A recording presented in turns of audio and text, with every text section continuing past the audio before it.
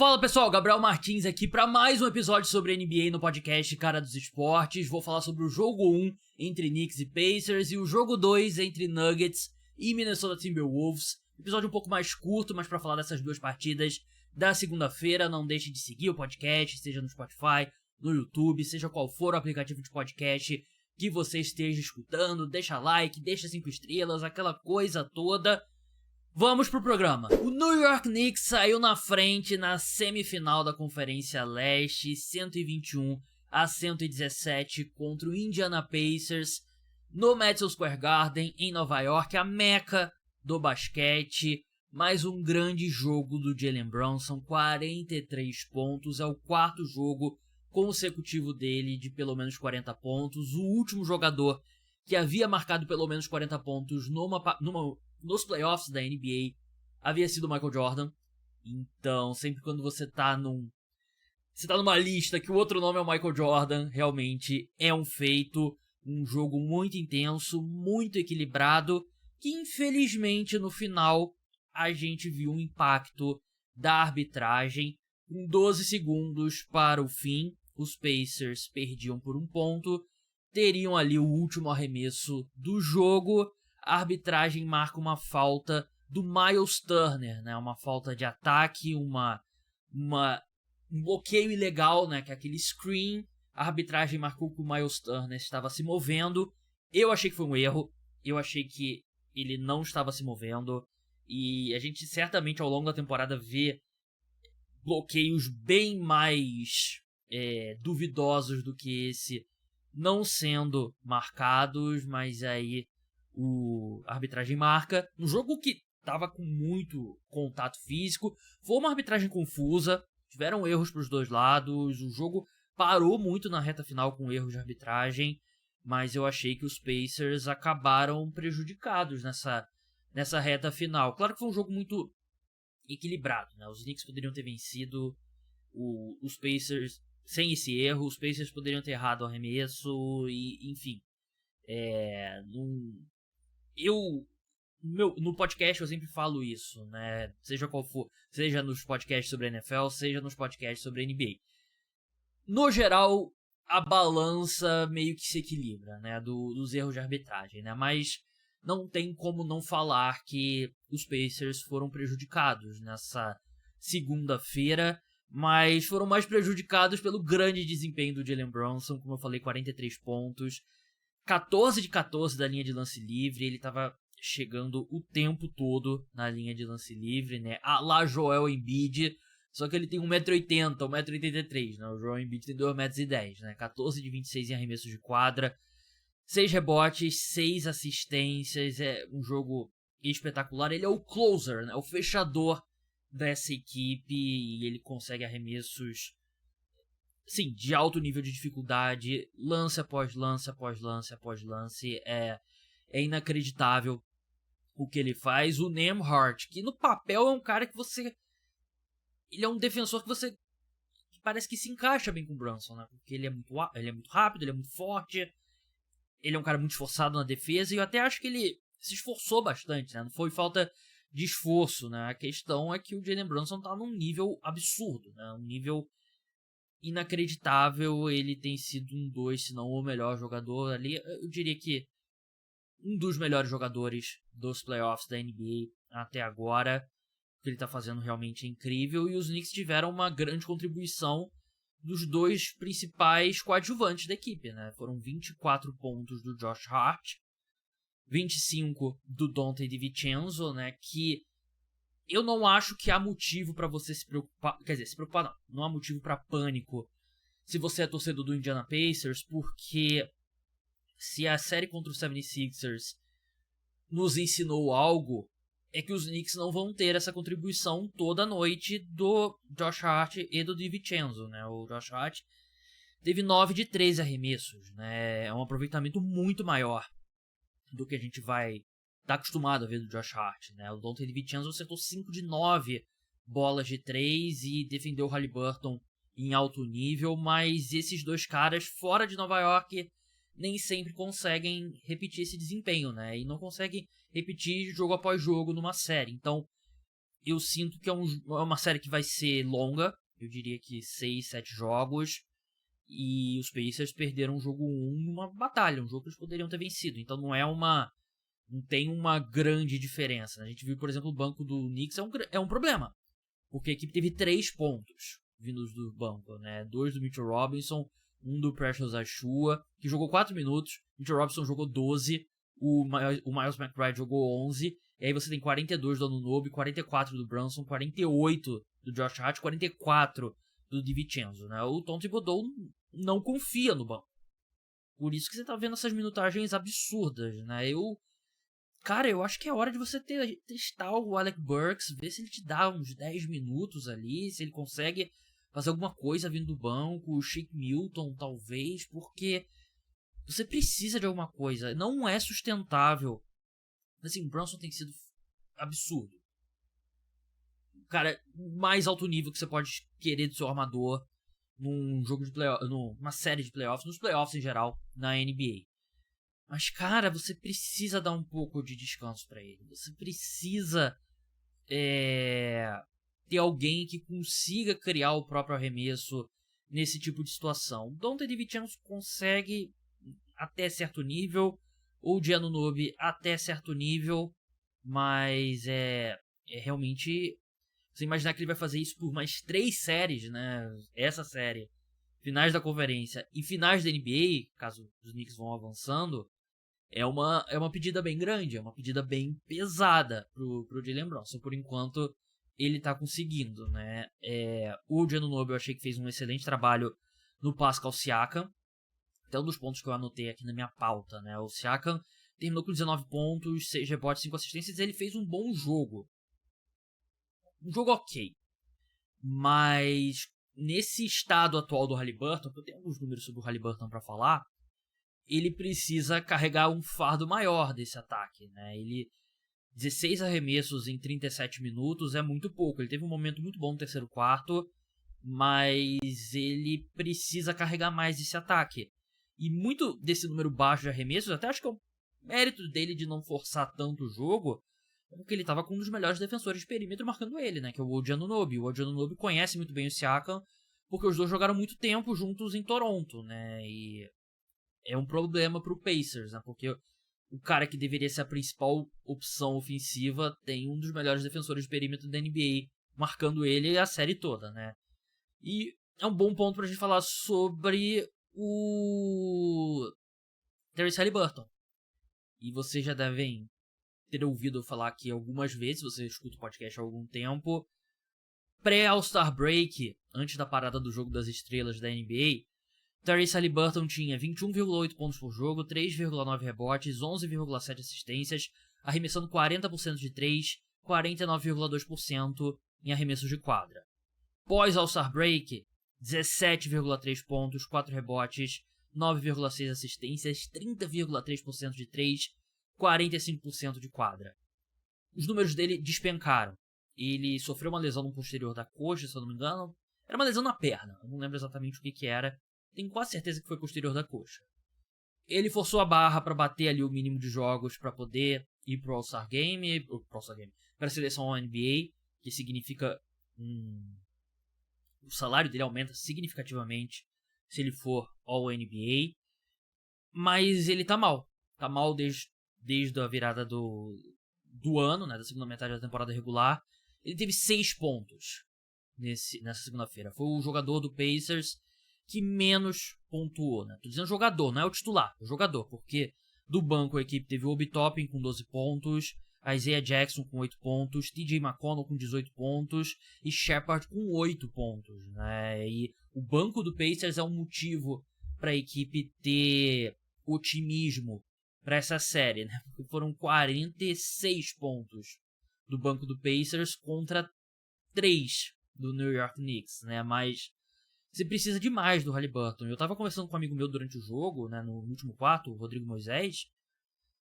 A gente tava falando, faria mais sentido, se o objetivo é vencer esse jogo, faria mais sentido você fechar o jogo com o TJ McConnell, porque ele tava te entregando muito mais ofensivamente. Eu sei que o Haliburton ainda teve 8 assistências, mas ele tá muito mal. Ele teve alguns bons jogos ali contra o Milwaukee Bucks, né? Ele, em geral, não foi uma grande série, mas ele teve um jogo de 24 pontos, né? O jogo 5, se eu não me engano. Mas ele tá muito longe, né? E aí você precisa de mais do Siakam, mais do Miles Turner. Miles Turner teve mais um ótimo jogo, 23 pontos, matou 2 bolas de 3, mas por mais que os Pacers tenham, assim, você pode ter um jogo melhor do Siakam, por exemplo, mas sem o Haliburton jogando alto nível fica complicado, né? E eu imagino o Jalen Brunson, porque ele não foi convocado para as Olimpíadas, o Haliburton foi, os dois estiveram no time que fracassou no Mundial, e o Jalen Brunson claramente superior ao Haliburton nesse momento, né? Então, complicado, mas acho que uma série que vai longe ainda. Não acho que... Eu acho que esse jogo foi equilibrado como era o esperado. Knicks sai na frente, 1-0, mas é uma série muito aberta ainda.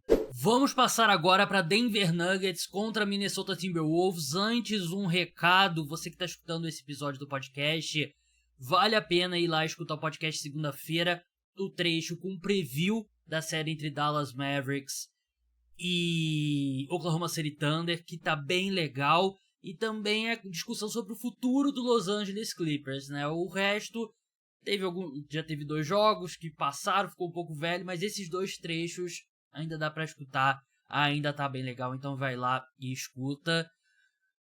Eu tô aqui, faltam 3 minutos pro fim de Minnesota Timberwolves contra Denver Nuggets. Eu tô em choque com o que aconteceu. Nesse momento o Timberwolves está vencendo por 99-76, reservas nos 2 times em quadra nesse momento. Nem o torcedor mais animado, mais otimista do Minnesota Timberwolves acreditava que aconteceria isso nos 2 primeiros jogos. A equipe venceu o primeiro e atropela no segundo, né? Em determinado momento tava 30 pontos de vantagem, né? Nada dá certo pro Denver Nuggets e é muito, principalmente, não vou dizer 100%, mas muito por conta da defesa do Minnesota Timberwolves, que é uma das mais impressionantes que a gente já viu nos playoffs da NBA nos últimos anos. Assim, você não precisa entender de tática de basquete para você ver que todo momento que o jogador dos Nuggets tem a bola, tem vários jogadores rápidos, altos, com braços compridos e bem posicionados para marcar os jogadores do Denver Nuggets, né? A diferença de tamanho, e o time do Denver Nuggets não é um time baixo, mas eu diria até que a diferença de comprimento lá é bizarra, né? Porque num jogo que a equipe do Timberwolves não teve o Rudy Gobert, o filho dele, ou filha, não sei, não lembro agora, nasceu na manhã em Minnesota. Ele ia pra cidade, ele ia pegar um voo fretado pra Denver, tinha uma questão se ele ia chegar a tempo, só que parece que ventanias, falou na transmissão do Felipe Freitas, né, que tava ventando muito, problemas climáticos em Minneapolis, e aí vários voos foram cancelados e o Rudy Gobert não conseguiu chegar e, sinceramente, não fez tanta diferença, porque o Towns defensivamente fez um excelente trabalho no Jokic, e principalmente o Naz Reid. Eu rasguei elogios ao Naz Reid no último episódio, e ele voltou a jogar muito bem. Foram 4 tocos dele, foram próximos um do outro esses tocos, e ele fez um trabalho incrível no Jokic também, né? Então, no primeiro jogo era sempre Gobert, Towns ou Naz Reid no Jokic, né? E o Jokic, a sensação que ele dá é que ele se sente confortável contra o Gobert, né? E os momentos melhores era quando era o Towns ou o Reid e o Gobert ali meio que na sobra. Nesse jogo, a defesa do Timberwolves engoliu completamente o Jokic, engoliu completamente o Jamal Murray, que você pode fazer todas as ressalvas, ele não tá bem fisicamente, mas tecnicamente também, e é por conta dessa defesa dos Nuggets, né? Que tem o Jaden McDaniels, tem Anthony Edwards, caras bem maiores do que o Jamal Murray. Tem o Nico Alexander-Walker, que tá vindo muito bem do banco, um excelente defensor, e todos eles têm uma vantagem física em relação ao Murray, principalmente essa versão do Murray comprometida fisicamente, né? Ele sofreu uma lesão na última série contra os Lakers. E a situação tá muito feia pro Denver Nuggets. Perdeu os 2 jogos em Denver. A gente já viu times perderem os 2 primeiros jogos em casa e conseguirem virar a série. É raro, mas já aconteceu. O problema é a forma como aconteceu essa derrota no jogo 2, né? Os Nuggets tentaram ali. Eles forçaram muito o jogo por muito tempo no segundo tempo, quando já estava perdido. A sensação que eu tinha é que o Michael Malone, que deveria ter sido ejetado no início do jogo, ele estava querendo criar um ritmo bom da equipe ali, de repente terminar numa corrida boa, diminuir um pouco a reação para você ir com um ânimo melhor pro jogo 3, mas nem isso eles conseguiram. Esse time do Timberwolves é mais intenso, é mais faminto do que o Denver Nuggets. Eles não tiraram o pé do acelerador em nenhum momento. Um jogo que nem foi espetacular. Assim, ele terminou com 27 pontos, né? Ele meio que... ele girou a faca, né? Como diria o Maestro Júnior, né? Mas não foi ele que enfiou. Porque eu lembro que até metade do segundo quarto ele estava com 4 pontos e o Wolves já tinha colocado vantagem no placar. Ele terminou com 27 pontos depois disso, né? Então ele fez pelo menos 2 quartos e meio em altíssimo nível ofensivamente. Defensivamente ele foi espetacular o jogo todo. Foram 27 pontos, 7 assistências, 2 rebotes. Eu até notei aqui no começo do jogo, né, que o Nuggets, a gente estava vendo mais o KCP mais esforçado, né, com um pouco mais de energia. Muitas vezes o Aaron Gordon, e a defesa do Nuggets convergindo muito na direção do Anthony Edwards, né? Meio que os times fazem quando enfrentam o Giannis, né? Mas, assim, qualquer análise vai por água abaixo depois do que aconteceu nesse jogo, né? Claramente não deu certo. O Towns fez um excelente jogo, 27 pontos, 12 rebotes, né? Ocupando o espaço que o Gobert deixa. Foi uma das melhores atuações defensivas que eu já vi o Towns fazer. Já falei do Naz Reid, já falei do Nickel Alexander-Walker. Cara, caminhos pro Nuggets voltar nessa série é muito complicado. Eles fizeram uma questão ali de tentar estabelecer o Aaron Gordon cedo, porque a sensação é que o Michael Malone viu o que a gente viu de fora. A equipe precisa que o Aaron Gordon seja um fator ofensivamente. Se os Nuggets puderem ignorar o Aaron Gordon e marcar basicamente os outros 4 jogadores do Denver Nuggets com 5, fica muito difícil. A gente viu ele tentando arremessos de 3, arremessos de meia distância, e ele foi ok. Foram 20 pontos, 3 de 5 da linha de 3, 8 de 14 em arremessos de quadra, mas ele não vai virar tanto assim o balanço dessa série, né? Que precisa mais do Jamal Murray, né? E o Jamal Murray tá muito mal em tudo que eu falei, né? Sofrendo com a vantagem atlética do Minnesota Timberwolves, a vantagem esquemática defensivamente, mas ele tecnicamente tá muito mal também. O KCP, ele é bem perto de um 0 ofensivamente, né? Ele tem jogo, ele até consegue matar suas bolinhas, né? Não foi o caso nessa segunda-feira, né? 4 pontos. E o Michael Porter Jr., que vinha fazendo playoffs muito bons, não foi bem, né? Foram 9 pontos apenas, 4 de 12. Então, a equipe precisa, assim, esquematicamente falando, encontrar formas de facilitar a vida do Jamal Murray, estabelecer mais o jogo do Jamal Murray, encontrar formas de trazer quem é que seja que o Mike Conley esteja marcando, trazer... Eu sei que não é muito estilo do Nuggets, apesar de ser um time que faz muito pick and roll, que é aquele jogo de bloqueio, né? O jogador vem para bloquear pro jogador que tá com a bola. Não é um time que faz isso tradicionalmente, né? Porque é muito o Jokic decidindo, o Jokic vindo, recebendo a bola e tal. Então não é um time que todo mundo se afasta, vem o armador ou o jogador ball handler e vem o pivô para fazer o bloqueio, né? Então não é tão simples. Mas o os Nuggets precisam encontrar formas de colocar o Murray sendo marcado pelo Mike Conley, né? Que é mais fácil falar do que fazer, né?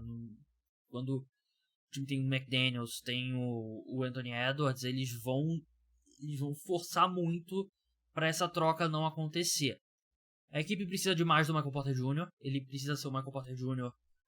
Da série contra os Lakers e até o jogo 1 ele foi muito bem, mas assim, em retrospecto, e isso eu posso falar porque eu falei muito ao longo da primeira rodada dos playoffs, os Nuggets não fizeram uma grande série contra os Lakers. Fizeram uma série nota 7.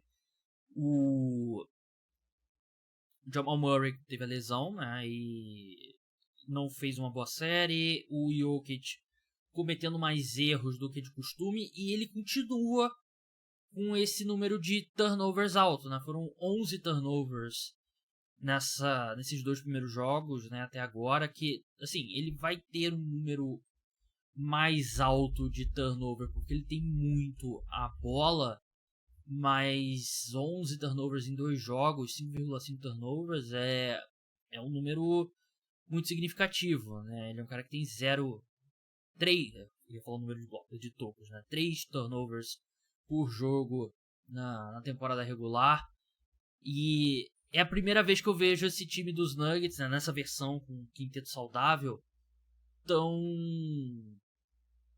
diria, assustado, tão afobado, né? E é porque tá encontrando um time do Minnesota Timberwolves que tem um nível defensivo muito alto, uma intensidade muito alta, e é aquela diferença de enfrentar um time na temporada regular, enfrentar um time nos playoffs. Na temporada regular você está enfrentando, sei lá, 3 times em 6 dias, 4 times em 5 dias. Você não consegue fazer uma grande preparação.